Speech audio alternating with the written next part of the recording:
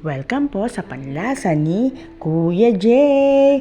Pupunta nga po tayo dyan sa puntod ng Nanay Pasing at nakasakay nga po tayo dyan sa van ni Kuya Kevin.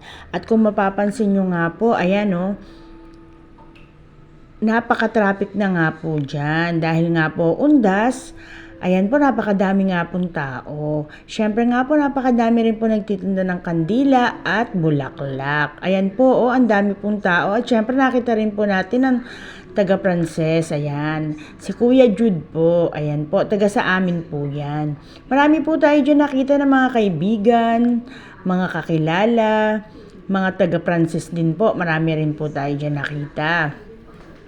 At ayan nga po, ang dami nga pong tao nga po dito nga po ngayon sa lumang sementeryo kasi nga po undas, kaya nga po bawat nga po puntod, ayan may mga nakalagay pong kandila at mga bulaklak.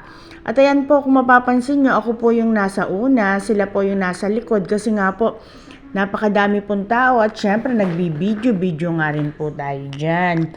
Ayan po ang daddy at si JJ. Ayan po, para nga rin po nakikita po namin siya.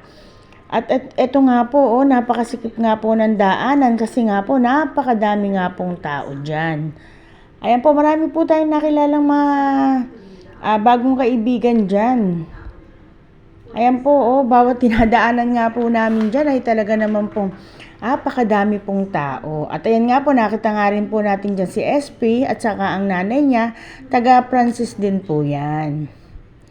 Marami po tayong nakita dyan na taga Pranses din.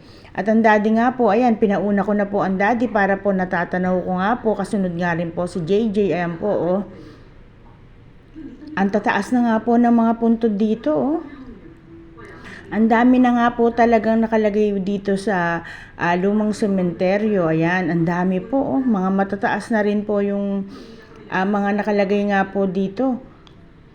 Buti na nga lang po, ayan na po, nandyan na po kami sa mga nanay. Si Kuya Jay po nagsisindi na ng kandila. Si JJ at si Faith. Ayan ang daddy at si Ate Gina. Buti na nga lang po, hindi po bumaha dito. Kaya nga po, at saka wala rin pong putik, kaya kahit papano po, hindi po kami nahirapan sa paglalakad.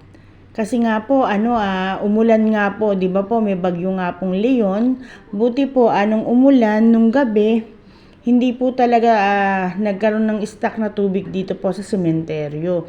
Kasi nga po, marami pong mahihirapan dahil nga po, marami po talagang tao.